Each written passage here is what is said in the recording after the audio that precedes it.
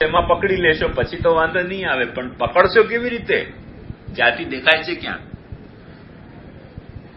ઘોડા જાતિ ક્યાંક દેખાય છે? જે દેખાય છે તે તો આકૃતિ દેખાય છે, અથવા વ્યક્તિ દેખાય છે, અથવા સંજ્ઞા સંભળાય છે. જાતિ તો દેખાતી નથી. તો એમણે બીજો એક ફણગો ફોડ્યો કે તેથી જાતિ વિશિષ્ટ વ્યક્તિમાં શક્તિમાનો, ફક્ત જાતિમાં નહીં, ફક્ત વ્યક્તિમાં નહીં, જાતિ વિશિષ્ટ વ્યક્તિમાં માનશો તો કામ ચાલશે, પણ આકૃતિ અને સંજ્ઞા એ લોકોએ ડ્રોપ કરી. એમ આના છેલ્લા આ 1994 ચાલી રહ્યું છે ને, હજી સુધી ઝઘડા ચાલી રહ્યા છે. બધા કોન્ફરન્સ થાય ને ત્યારે આજે પાછા ઝઘડતા પાછા કે શબ્દનો અર્થ કયો. તમને ઝઘડો નથી, મને ઝઘડો નથી, પણ બધા એક્સપર્ટ ભેગા થાય ને તો આજે ઝઘડો એ ચાલતો હોય છે કે શબ્દનો અર્થ શું? જાતિ, આકૃતિ, વ્યક્તિ કે સંજ્ઞા. બુદ્ધ ભગવાનના બધા શિષ્યો હતા, એમણે કહ્યું તમે બધા ડોબાઓ છો. એમણે કહ્યું તો કે શેનામાં શક્તિ? એમણે કહ્યું ઘોડા શબ્દની ક્યાંય શક્તિ જ નથી. તો પછી બોલવું કેવી રીતે? હમણે એક બીજો તુક્કો નીકાળ્યો કે બોલવું એવી રીતે કે ઘોડા શબ્દ થી આપણે ભેંસને નથી વાત કરી શકતા, ઘોડા શબ્દથી આપણે ગાયની વાત નથી કરી શકતા, ઘોડા શબ્દથી આપણે કપડાની વાત નથી કરી શકતા, એમ સમજી જવાનું. પણ ઘોડા શબ્દનો અર્થ કયો એ કહી શકાતું નથી. ઘોડા શબ્દનો અર્થ શું નથી તે આપણે કહી શકીએ છીએ, પણ ઘોડા શબ્દનો અર્થ શું છે? એટલે ઘોડા શબ્દનો અર્થ જાતિ છે કે વ્યક્તિ છે કે આકૃતિ છે કે સંજ્ઞા છે એ સરખી રીતે તમે કહી નહીં શકો, પણ શું નથી એ તમે કહી શકો. પણ ફરી પાછું એક જો એક્સપર્ટ દર વખતે એવા જ હોય છે કે એ સમજવા કેવી રીતે જવું વ્યક્તિએ કે ઘોડો શું નથી? હજી છે તો સમજાતું નથી કે શું ઘોડો એટલે શું અને શું નથી એ સમજવા જઈએ. એ બધું જે નથી તે સમજવા જઈએ ત્યારે ઘોડા શબ્દ બોલવો ને. એટલે જસ્ટ હમણાં એક 15 મિનિટ તમે ગણવા બેસો કે ઘોડો શું નથી, લિસ્ટ કેટલી થશે? કીડી નથી, મકોડા નથી, ગોળ નથી, ચમચા નથી, થાળી નથી, રેડિયો નથી, ટીવી નથી, પંખા નથી, હાથી નથી, માછલી નથી, બતક નથી. ક્યારે અંત આવશે? જે નથી તે અર્થમાં ઘોડા શબ્દને વાપરવો તેનો અંત કેવી રીતે આવે? અને સમજાય નહીં તો બોલવું કેવી રીતે? આવી એક્સપર્ટ કોમેન્ટ એમણે આપી દીધી બુદ્ધ ભગવાને કે ઘોડાનો અર્થ એને એમણે નામ આપ્યું અપોહ. લખી લો. એટલે 5મો અર્થ ઘોડાનો અર્થ એમણે બુદ્ધ ભગવાને કર્યો અપોહ.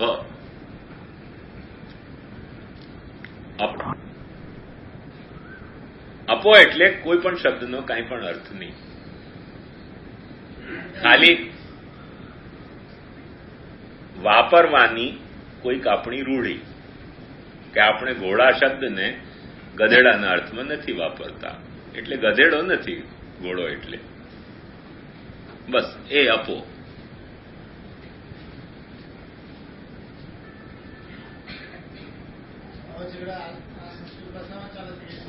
બધી ઇંગ્લિશમાં ચાલે છે, જર્મનમાં ચાલે છે, ફ્રેન્ચમાં ચાલે છે, આપણા કરતાય વધારે. હા,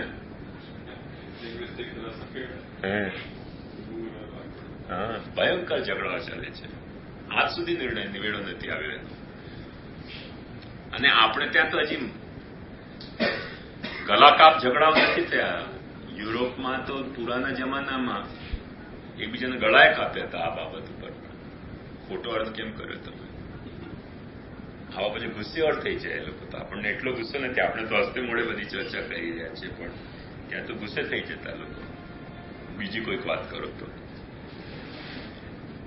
કલ્યાણ જ કરી દે આપણું.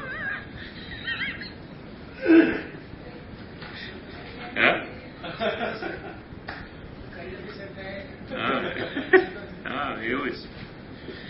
તો હવે વાત જુઓ. આ બધી વાત સમજશો ને ત્યારે તમને ખ્યાલ આવશે કે ઘટપટાદિ શબ્દા ધર્મવાચકા એવ ભવિતુમ અર્હંતિ. ઘડો, કપડો એ બધા શબ્દોનો અર્થ ધર્મ લો. ધર્મ એટલે ઘડાપણું, કપડાપણું. ઘડો નહીં લો, ઘડાની આકૃતિ નહીં લો, કેમ કે આકૃતિ નાની મોટી હશે.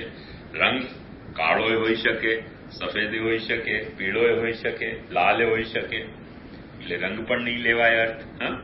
સંજ્ઞા લેશો તો અન્યોન્યાશ્રય થશે. કેમ કે ઘડા જેને કહેવાય તે ઘડો, ત્યારે પહેલા પ્રશ્ન તો ઉભો થશે કે ઘડા કહેવાય કોને? ઈ સમજાવ તો પછી અમે એને ઘડો કહીએ. એનો અંત જ ના આવે ને. એટલે પેલું ઘર ક્યાં? એટલે બગીચાની સામે. બગીચો ક્યાં? ઘરની સામે. અરે ભાઈ બંને ક્યાં? આમે સામે સમજી જાવ ને. પહોંચવું કેવી રીતે? આમે સામે હોય તેને આધારે પહોંચી તો ન શકાય ને. તો આવા જે અર્થો છે કે સંખ્યામાં ઘડા શબ્દનો અર્થ એટલે શું? કે જેને ઘડા કહેવાતું હોય તે ઘડાનો અર્થ. પણ ઘડા કોને કહેવાય છે એ સમજીએ તો પછી આપણને સંજ્ઞામાં અર્થ સમજમાં આવે ને કે આને ઘડો કહેવાય, તેથી આ ઘડાનો અર્થ. હવે એક વાત સમજો, એણે બિચારાએ જે વાત કહી હતી ને તે એક અંશમાં ઘણી સાચી વાત હતી. જોકે એણે ન્યૂટન જેવું કર્યું એવું એના ઉપર આરોપ આવી ગયો ગરીબ ઉપર. એની વાત નિખાલસ વાત છે કે માણસો એટલા અર્થોમાં ઘડા શબ્દને વપરે છે. હવે એક્સપર્ટને ન ગમતું હોય તો એનો એ બિચારો શું કરી શકે? પદશાસ્ત્રી, એનો તો ગુના નહીં ને. એ તો એ કે છે કે મેં ગામમાં ફરીને જોયું કે કેટલા અર્થમાં લોકો ઘડા શબ્દને વાપરે છે. હવે લોકો સમજ્યા વિના પણ કોઈકમાં વાપરતા હોય તો એ મારો ગુનો કે લોકોનો ગુનો? એમ નથી કહેતો કે મારા હિસાબે આ ઘડા શબ્દના 4 અર્થો છે. એમ કે છે કે હું ગામમાં ફર્યો, લોકોને પૂછ્યું કે ભાઈ તમારા હિસાબે ઘડો એટલે શું? કોકે જાતિ બતાવ્યું, કોકે આકૃતિ બતાવી, કોકે વ્યક્તિ બતાવી, કોકે એમ કહ્યું ભાઈ જેને ઘડો કહેવાય છે સમજતા કેમ નથી તમે? જેને ઘડો કહેવાય તે ઘડો. એટલે એને સમજી લીધું કે હવે સમજી ગયો, હવે નહીં પૂછું તમને, માફ કરો.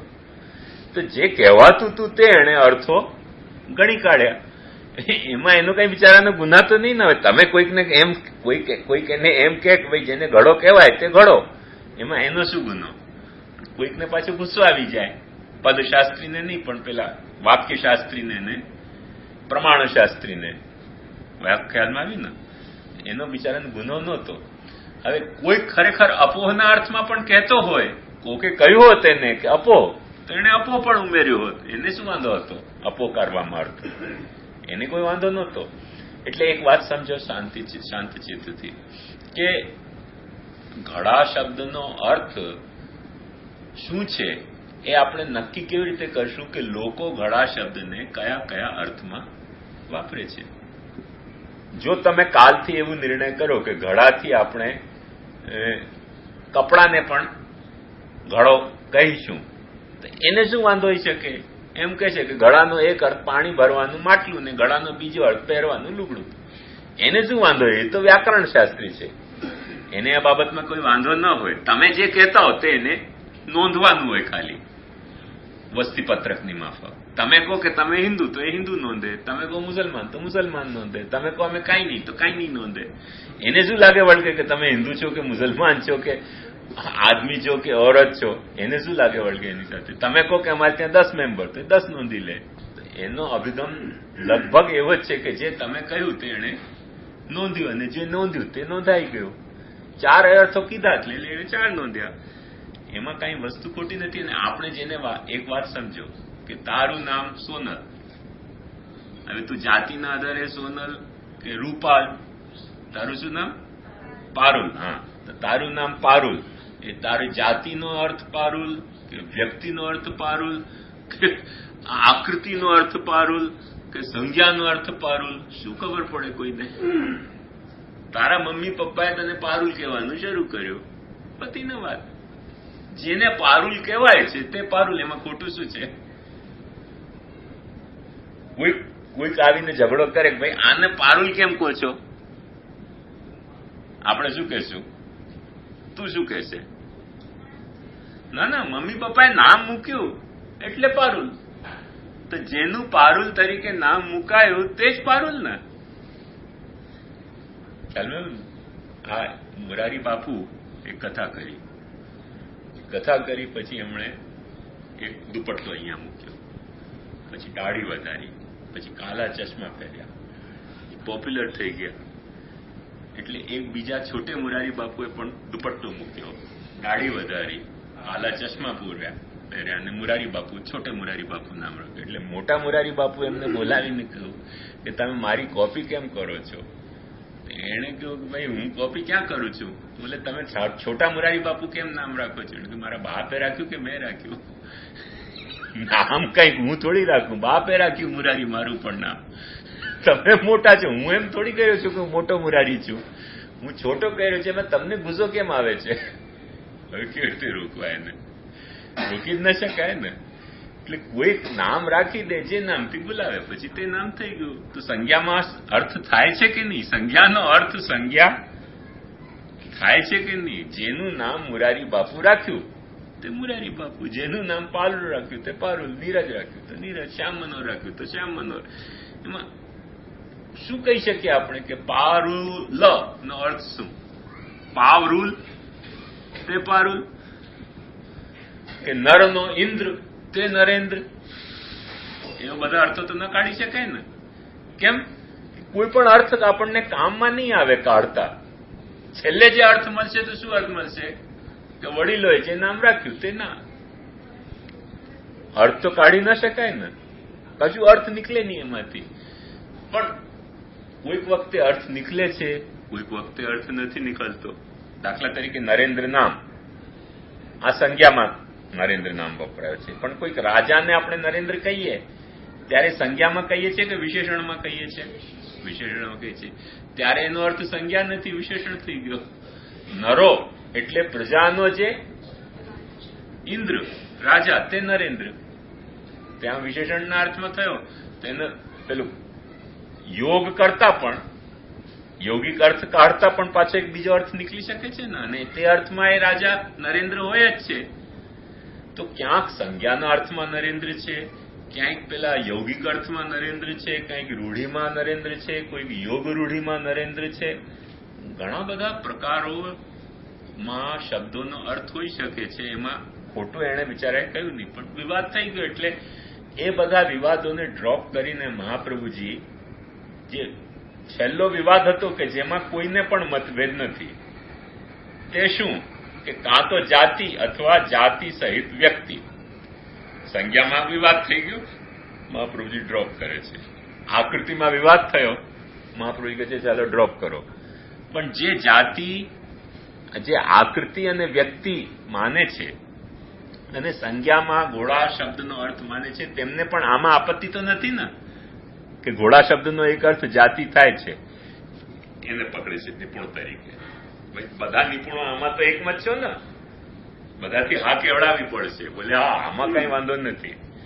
એટલે કોઈકને વાંધો હશે કે ના આટલો જ નથી, જાતિ સિવાય વ્યક્તિ પણ અર્થ છે, સંજ્ઞા પણ અર્થ છે, આકૃતિ પણ અર્થ છે. એ પાછળથી જોશું આપણે ફુરસતે. હમણાં તત્કાલમાં નિપુણ તરીકે આપણે બધાની વોટ લેવો છે કે બધા નિપુણો ઓછામાં ઓછી આ વાત ઉપર સહેમત થઈ રહ્યા છે કે નહીં કે જાતિમાં તો શક્તિ છે. જાતિમાં એટલે ઘોડા શબ્દની ઘોડા વ્યક્તિમાં અર્થ નહીં, પણ ઘોડા શબ્દનું ઘોડાપણું એ અર્થ છે. જેમાં ઘોડાપણું હોય. હવે ઘોડાપણું એટલે શું કે ઘોડાની માફક દોડી શકે, ઘોડાની માફક હિમીન આવી શકે, ઘોડાની માફક પૂંછડી હોય, ઘોડાની માફક ગરદન હોય તો ઘોડો ચાલ. આપણો શું કહેવું? એ ઘોડાપણુંમાં શક્તિ છે. જેમ કપડા શબ્દની શક્તિ કપડાપણામાં છે. એ પછી નાયલોનનો હોય કે ટેરીનનો હોય કે ખાદીનો હોય કે પાટણના પટોળા હોય, જે હોય તે હોય. કપડાપણું બધામાં છે કે નહીં? છે તો બસ કપડો. તો એ અર્થમાં જાતિપણામાં શક્તિ લઈને અને મહાપ્રભુજી આખી ચર્ચાને આગળ વધારી રહ્યા છે. વાતનો તો ખ્યાલમાં આવ્યો ને?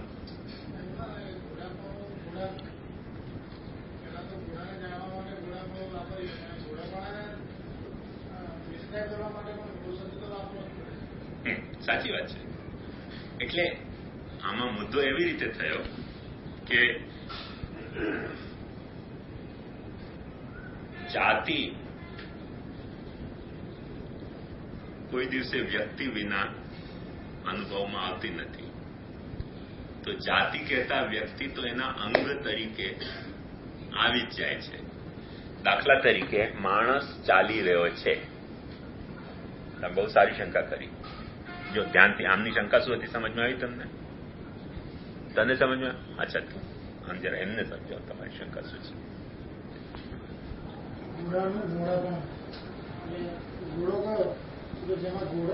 જેમાં ઘોડાપણું છે તે ઘોડો તો ઘોડાપણું કોનામાં છે એટલે પેલો ઘોડો શબ્દ આપણે સમજવો પડશે. તો ઘોડાપણું સમજાય અને ઘોડાપણું આપણે સમજીશું તો ઘોડો તો સમજ્યા તો તારે એ વાત થશે ને. એટલે બંને ઇન્ટરવ્યુ.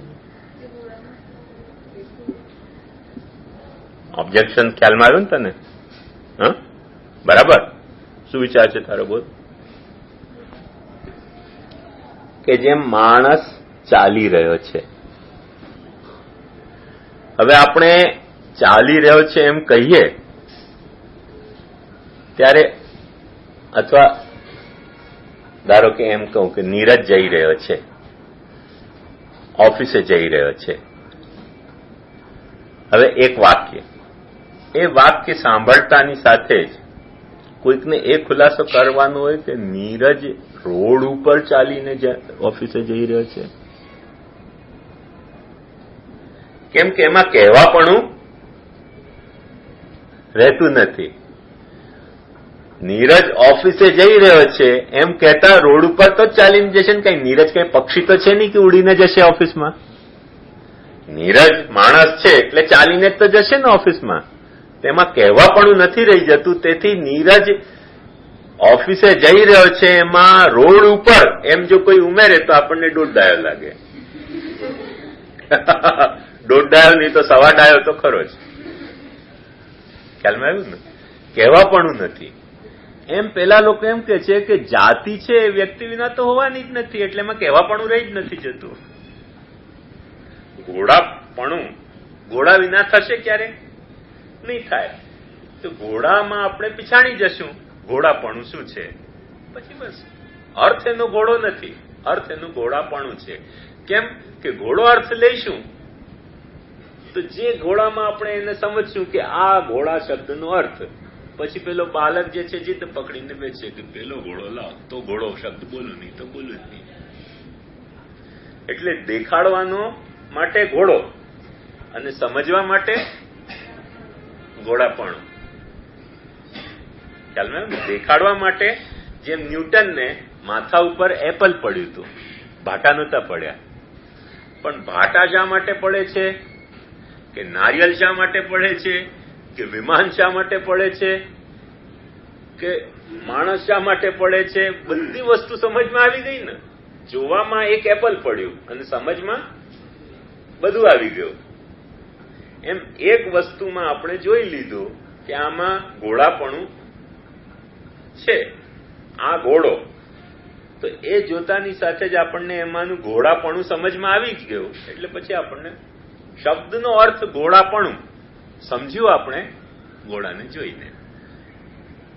ખ્યાલ આજે પણ જે બારાખડીની ચોપડીમાં જે પિક્ચર આપીને આપવામાં આવે છે તો એક્ઝેક્ટલી એ જ પ્રક્રિયા છે ને, કે આપણે એનું કઈ કેરેક્ટરિસ્ટિક સમજી લઈએ છીએ કે ભાઈ કેવું હોય તો એને ઘોડો કહેવાય, આવું હોય એને ઘોડો કહેવાય, આવું હોય એને બિલાડી કહેવાય, આવું હોય એને બોલ કહેવાય.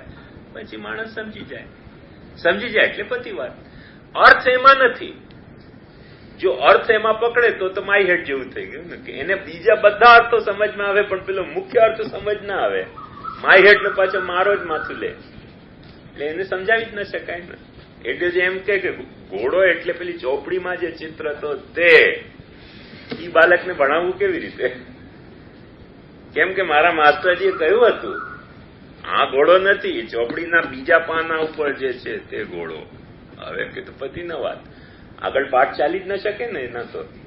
એટલે એમાં કહેવાપણું નથી રહી જતું. એમ એ લોકો કે છે કે આપણે ઘોડામાં ઘોડાપણુંને અને ઘોડા શબ્દને એકબીજાના વાચ્ય તરીકે પીછાણી જશું.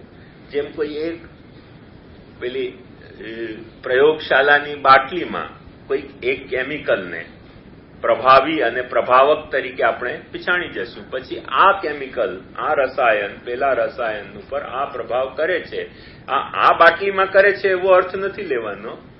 આવી જેટલી બાટલીઓ હશે બધામાં એ જ પ્રભાવ તો થશે ને. શું ગોલ કહેવાય? શું કહેવાય ગુજરાતીમાં? ગોલ હોય ને, મિશ્રણ. તો એક મિશ્રણ, બે રસાયણના મિશ્રણ કરવાથી આ પ્રભાવ ઉત્પન્ન થાય છે. આપણે એક બાટલીમાં પ્રયોગશાળાની જોઈ લીધું. એ તે બાટલી પૂરતું સીમિત છે કે બધી બાટલીઓમાં? બધી બાટલીઓમાં. એક્ઝેક્ટ એક ઘોડા વ્યક્તિને તમે બાટલી તરીકે ટ્રીટ કરો અને ઘોડાપણુંને અને ઘોડા શબ્દને એમાં મિશ્રણ કરીને જોઈ લો કે આ ભેળવીને જોયું.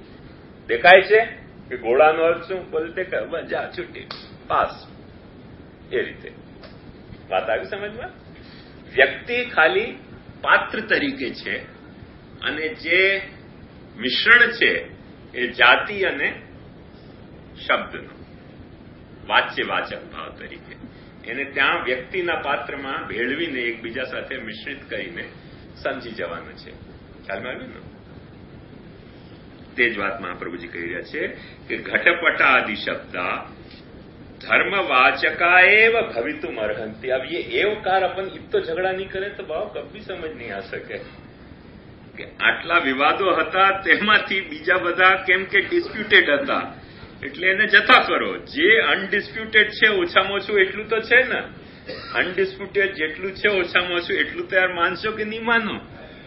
હા, એ તો લોક નિપુણો બધા માને જ છે. તો ઘટપટાદિ શબ્દ ધર્મવાચકા એવ ભવિતુમ અર્હન્તિ. કેમ કે વધારેથી વધારે તમારે ઉમેરો કરવો હોય તો પેલા પ્રમાણશાસ્ત્રીઓએ જેવી રીતે કર્યો કે ના જાતિ નહીં પણ જાતિ વિશિષ્ટ વ્યક્તિ ચાલે એમ ચાલ.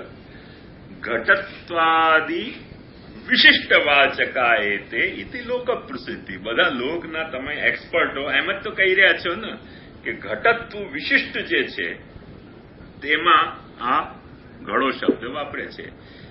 ત્યારે હવે મહાપ્રભુજી કહે છે કે શાંત ચિત્તથી હવે થોભો 1-2 મિનિટ. ઘટત્વમ ઇતિ કિમ. ઘડાપણું. ઘટત્વમ એટલે ઘણાપણું. ઘડાપણું એટલે શું છે વિચાર કરો. ઘટગતો ધર્મ કશ્ચિત. ઘડામાં રહેલી કોઈ ક્વોલિટી. યત સદભાવાત ઘટપદ વાચ્યતા ધર્મિણ.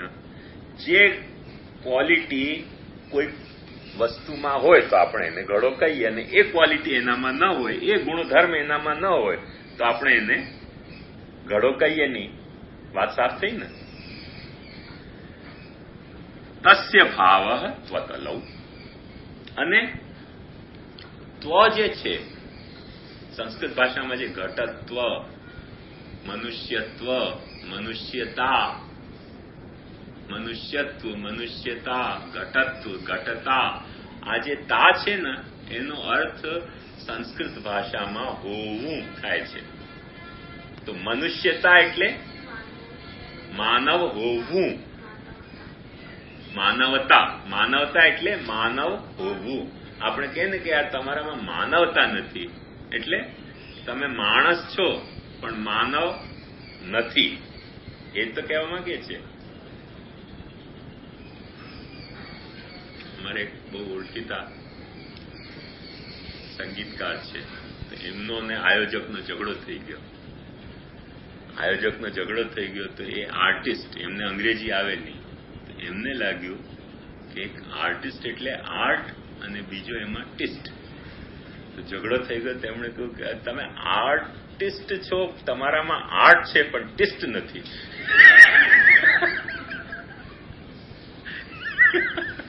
એને એમ લાગ્યું કે આર્ટિસ્ટ એમ બોલે ને તો પેલો 2 ટ સંભળાય ને, તો એક આર્ટ નો ટ અને એક પેલો ટિસ્ટ નો ટ. એટલે એમણે ઝઘડતા એમને કહ્યું કે તમે એમ તમારામાં આર્ટ છે પણ ટિસ્ટ નથી.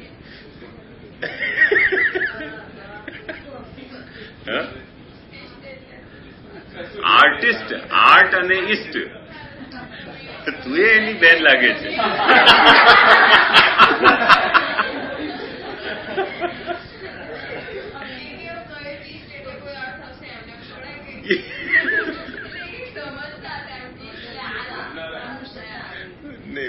કદોજિયત. આર્ટ જે કરતો હોય તે આર્ટિસ્ટ, જેમ ઇકોનોમી જે વિચારતો હોય તે ઇકોનોમિસ્ટ. એમણે ગુસ્સે થઈને કહ્યું કે અરે શું યાર, તમારામાં આર્ટ છે પણ ટિસ્ટ નથી.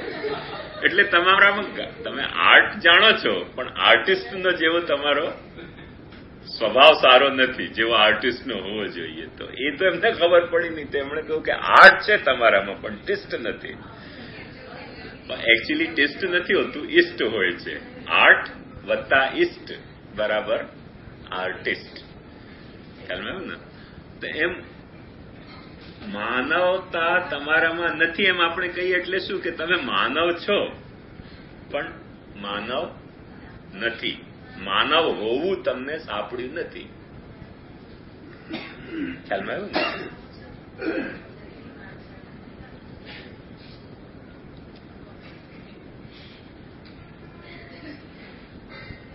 आलिम एक बहुत सुंदर शेर करे છે, बस की दुश्वार हर एक काम का आसान होना, आदमी को भी मयस्सर नहीं इंसान होना. બહુ અઘરું છે કે દરેક કામ સરળ બની જાય. દરેક કામ સરળ થતા નથી.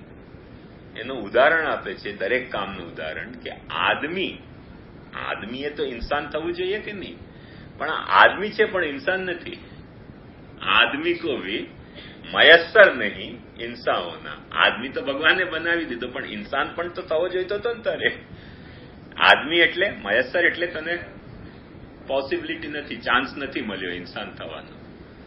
તું આદમી તો બની ગયો પણ તને ઇન્સાન થવાનો મોકો નથી મળ્યો. એટલે તું માણસ બન્યો પણ માણસાઈ તને નથી મળી. માણસાઈ જે વખતે વેચાતી તે વખતે તું મોડો પડ્યો હતો.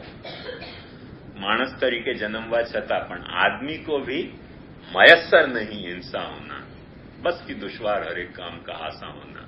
દરેક કામ સરળ નથી થતો. એની કફોડી સ્થિતિ એવી છે કે માણસને માણસાઈ નથી હોતી, માણસમાં માણસાઈ નથી હોતી. તો ગધેડામાં ક્યાંથી શોધવા જેવી? એનો કહેવાનો મતલબ એ છે કે માણસમાં જયારે માણસાઈ નથી હોતી ગધેડામાં ક્યાંથી મળશે? કેટલું અઘરું છે દરેક કામનું સરળ થવું.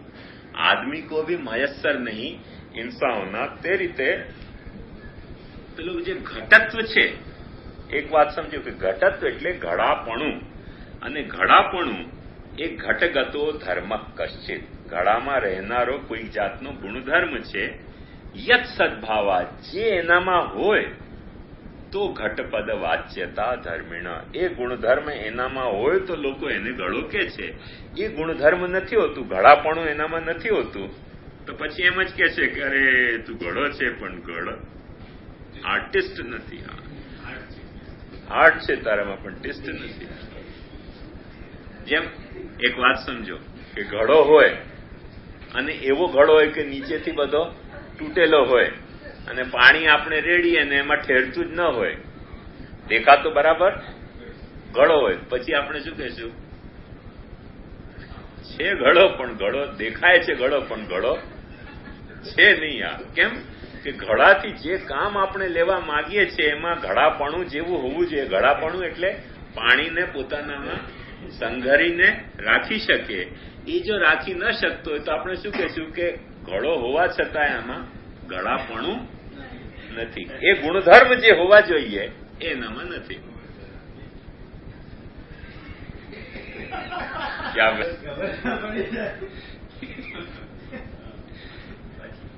ઘટપદ વાચ્યતા ધર્મિણ તસ્ય ભાવ ત્વતલવ. એટલે ત્વ અને ત આ જે પ્રત્યય લગાડવામાં આવે છે તે છે એ અર્થમાં. ત્વ આપણે લગાડીએ, ઘટત્વ એટલે ઘડો છે, મનુષ્યત્વ એટલે મનુષ્ય છે, મનુષ્યતા એટલે મનુષ્ય છે. એ અર્થમાં ત્વ અને તા પ્રત્યય લાગતા હોય છે. ત્વો ઇતિ ભાવ પ્રત્યય એટલે ઘટત્વ જે છે એ ભાવવાચી પ્રત્યય છે. ભાવવાચી પ્રત્યય એટલે એના હોવાપણુંને સૂચવનારા પ્રત્યયો છે. એટલે ભાવ એટલે શું? પાછો એક મોટો લફડો છે. તો મહાપ્રભુજી કહે છે કે ભાવ ઇતિ ભૂધાતો કઈ રૂપમ.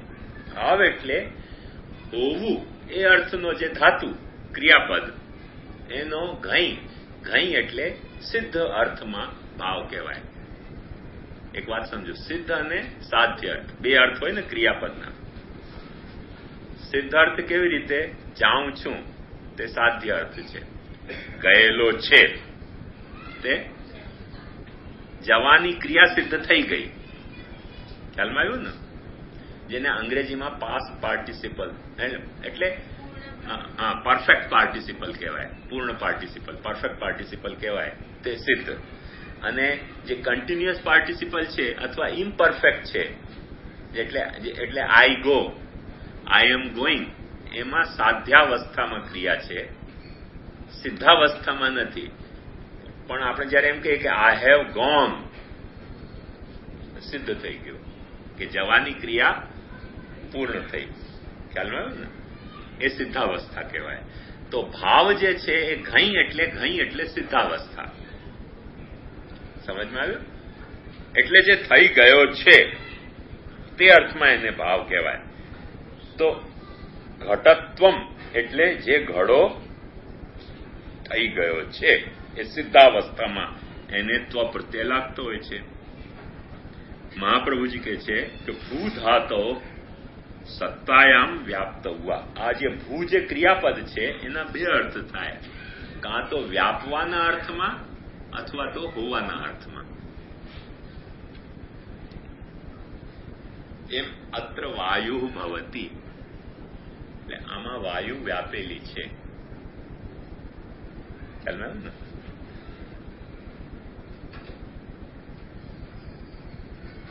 જેમ વડોદરામાં છાપા માટે આવ્યો છે કે પેલા રોગચાળો છે ત્યાં વડોદરામાં છે એટલે શું? વ્યાપી રહ્યો છે, શહેરની ગલીઓમાં વ્યાપી રહ્યો છે. તો એક તો વ્યાપવાના અર્થમાં અથવા હોવાના અર્થમાં ભૂધાતુ વપરાતો હોય છે ક્રિયાપદ. એ સંસ્કૃતમાં જ નથી વાત, ગુજરાતીમાં પણ એ છે. આપણે જયારે છેક આમ કહીએ કે આ છે તો એના બે અર્થ થાય કે કાં તો આ વ્યાપી રહ્યો છે અહીંયા, કાં છે. બેમાંથી કોઈક એક અર્થ તો હશે જ.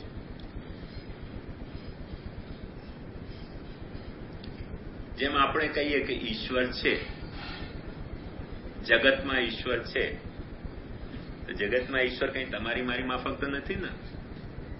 એમ રખડપટ્ટી કરતો હોય ગલીઓમાં જેમ તેમ વ્યાપી રહ્યો છે એ અર્થમાં છે.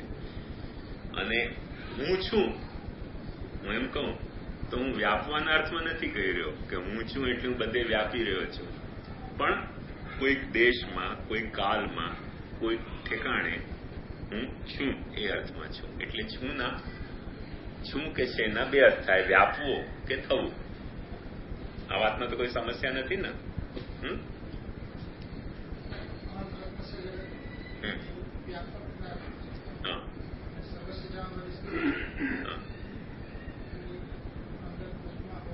વ્યાપવાના અર્થમાં છે એ વ્યાપવાના અર્થમાં છે. સર્વસ્ય ચાહમ હૃદય સન્નિવિષ્ટ. તો સર્વમાં હું વ્યાપી રહ્યો છું, સર્વના હૃદયમાં હું વ્યાપી રહ્યો છું.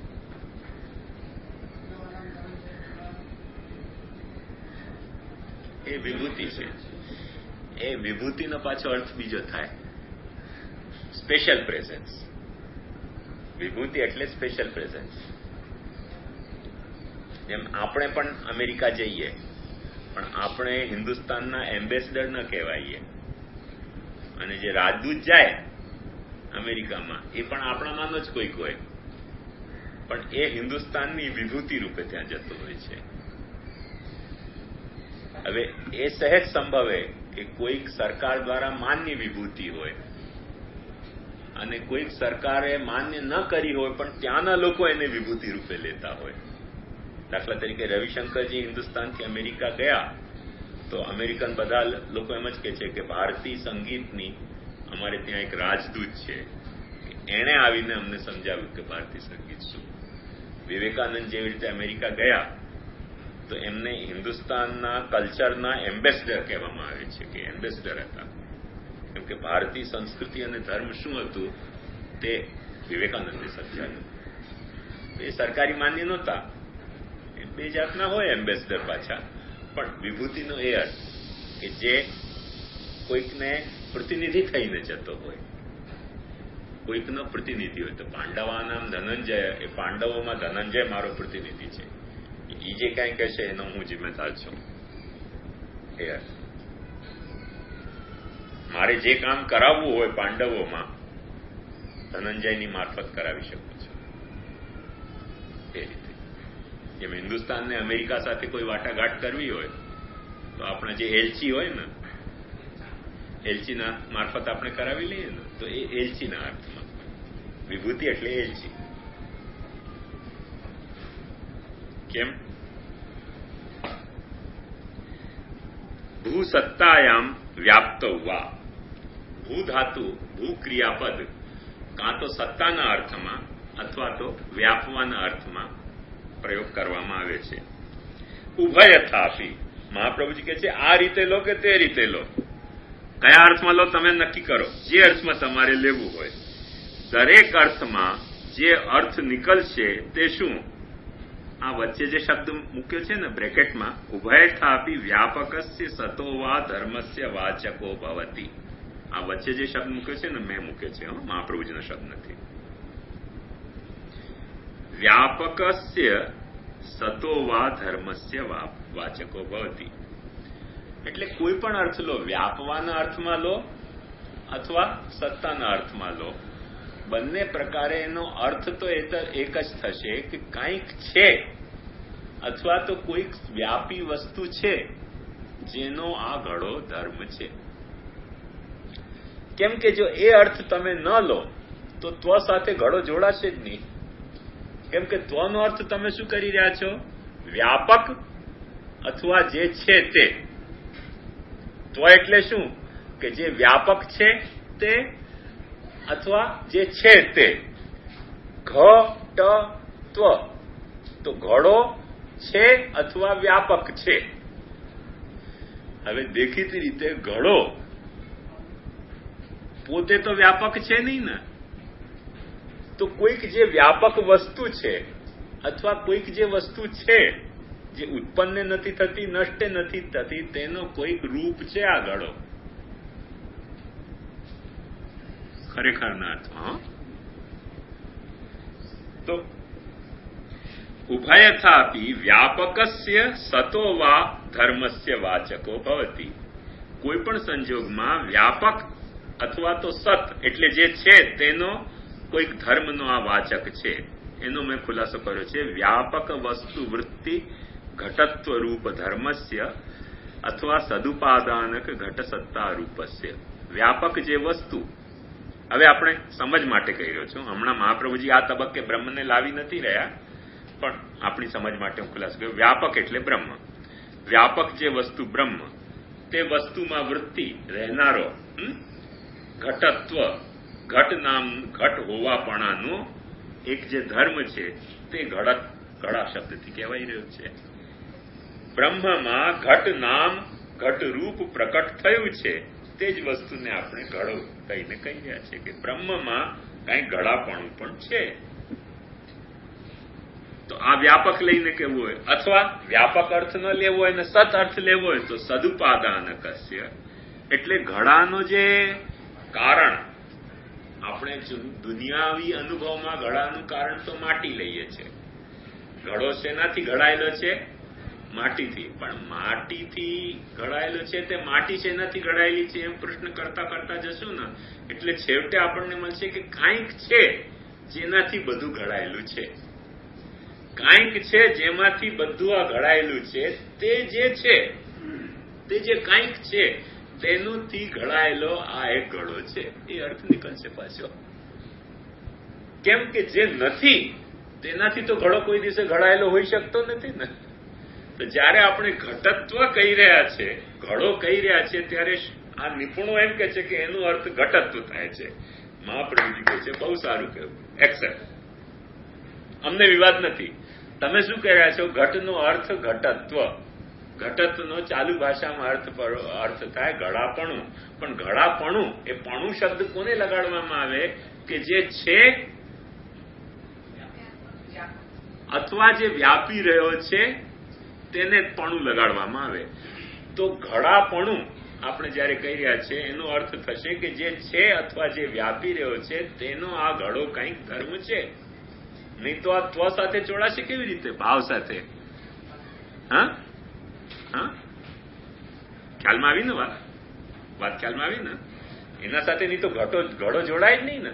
હવે જો ઘડો જોડાયો એની સાથે તો વાત પતી ગઈ કે સદુપાદાનક જે ઘટ એટલે જે કંઈક છે, કંઈક વસ્તુ એવી છે કે જે આનાથી જેનાથી આ ઘડો ઘડાયેલો છે. સદુપાદાનક ઘટ સત્તા રૂપસ્ય, જે છે તેનાથી ઘડાયેલો હોવાથી ઘડો પણ છે એ અર્થ નીકળે છે ઘડોનો. જે છે જ નહીં તે તો ઘડાનો અર્થ નીકળશે નહીં ને. આપણે કહીએ કે ઘડો એટલે શું? આડકતરી તો સૌ બુદ્ધની વાતને અહીંયા મહાપ્રભુજીએ તોડીને ફેંકી દીધી છે. તમે કહો છો કે ઘડાનો અર્થ શું? કે જે કાંઈ નથી, ઘોડો નથી, કપડો નથી, ટેબલ નથી, ખુરશી નથી, તે ઘડા. અરે પણ એ અર્થમાં ઘડો શબ્દ છે જ નહીં.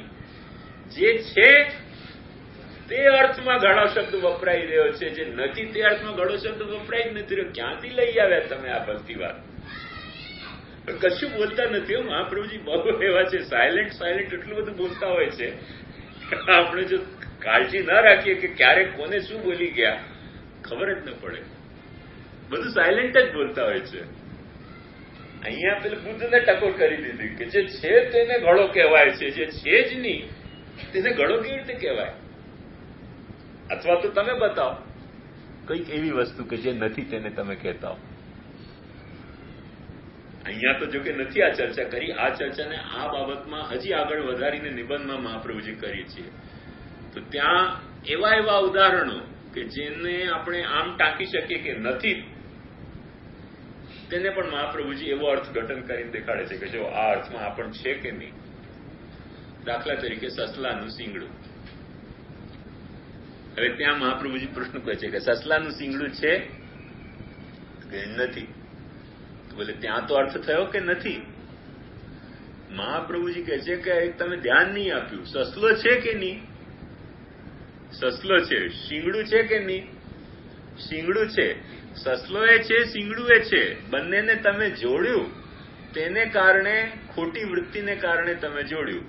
કેમ કે જગતમાં સસલાના માથા ઉપર શીંગડું દેખાતું નથી, તેથી તમે એવો બે શબ્દો જેનો અર્થ છે થાય છે તેને જોડીને તમે નથી ઘડી રહ્યા છો.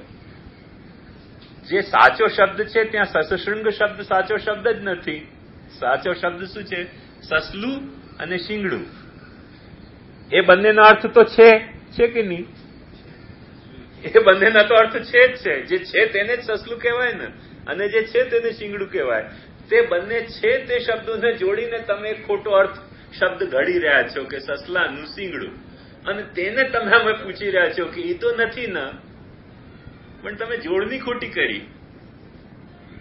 આવા ઘડીને શબ્દો તમે જોડીને અમને કહો કે નથી તેવો અર્થ નીકળી રહ્યો છે. તો ઘડીને શબ્દોમાં પણ મહાપ્રભુજી કહે છે કે જો તમે બહુ આગ્રહ કરશો ને તો પછી અમે તમને એમ પૂછશું કે આવું તમે શા માટે બોલી રહ્યા છો? છેતરવા માટે?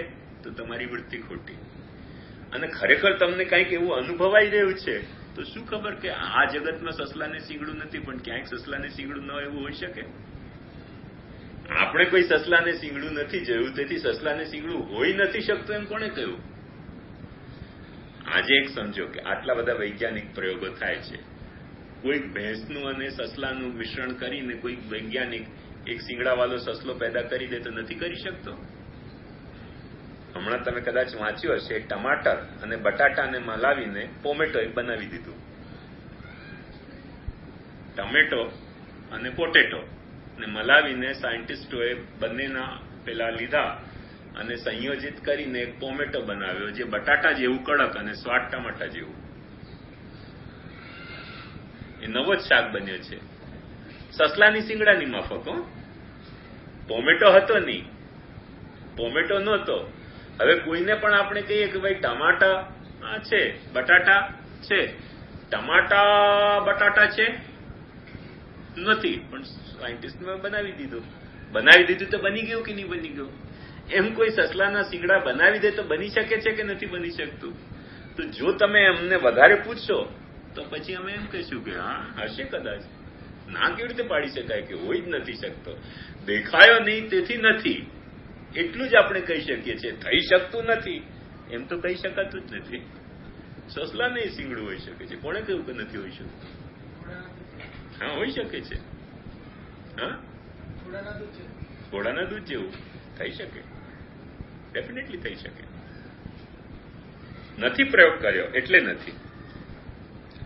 નથી પ્રયોગ કર્યો તે જાતનો. આપણે એક વાત સમજો, બહુ આગળ જતા જાનવરોમાં આ વિભાજન થાય છે નર માદાનું.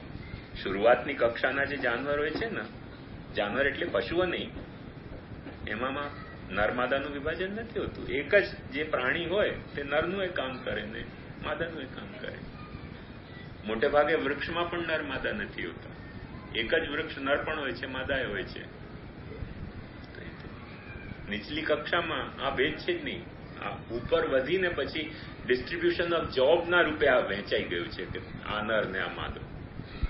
બાકી નીચલી કક્ષા ઉપર પ્રાણીમાં આ